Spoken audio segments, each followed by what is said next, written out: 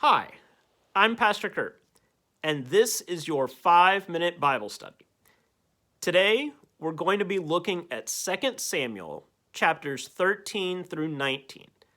This is the story of Absalom. Now, Absalom was one of the sons of King David. Now, David had multiple wives, and he had children from all these multiple wives, but Absalom was one of his sons.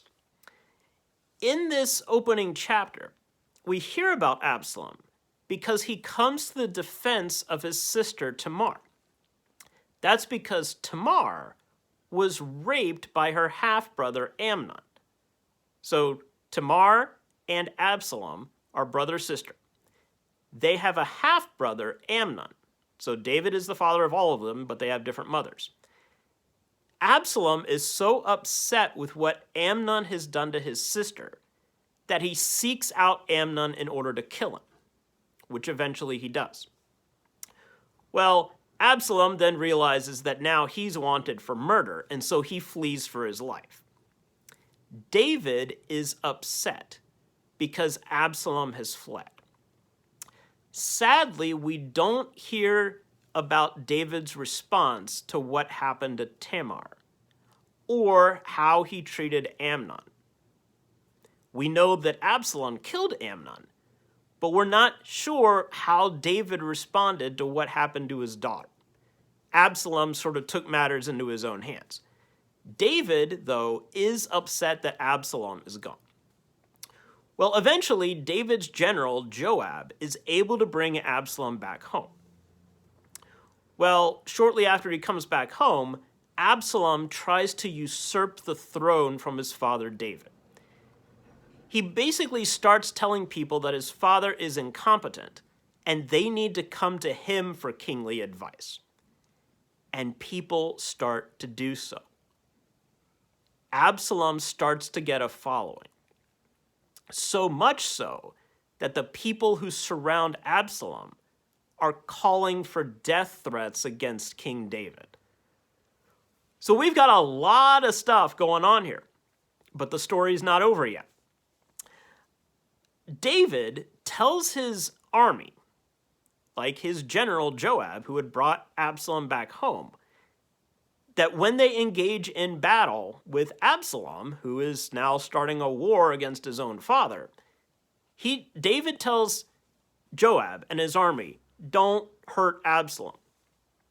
Well, they don't listen. At one point, Absalom is riding and he gets his hair caught in a tree. He ends up hanging from the tree from his hair, and then Joab kills him with a spear. It's kind of gruesome. In these chapters, not only do we have some weird family dynamics going on here with revenge and killing and raping and all this nasty stuff, we also might wonder, where is God in all of this? What is God doing in the midst of this mess of a family? God is still here. Sometimes when we look at our world or we look at our families, we might wonder, where is God in this? How could God possibly work through all of this mess? Thankfully, God does. We see this in this story. Yes, the people here are sinful, just like we are. They're broken, they're flawed, they make mistakes, they think of themselves, very much like David when he raped Bathsheba. Absalom is thinking only of himself too, like father, like son, I guess. Even in the midst of all of that, though, God is still at work. God works through broken people and broken families and broken relationships and our broken world.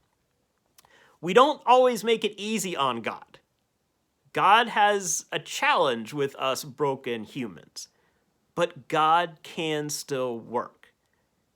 As we keep reading about the rest of the monarchy and what follows, we can see all of the flaws of the people. But God will never give up on God's people. God is always faithful to the covenants that God has made. God is always true to the promises. God will never give up on us. God did not give up on David's family, and God will not give up on us today. So even when our world looks a mess, even when your family looks like it's a mess, remember that God will not give up on you. God is always there with you, and God will always bring new life. There's your 5-minute Bible study for today. Please remember to like, comment, share, and subscribe, and I'll see you next time. Thanks.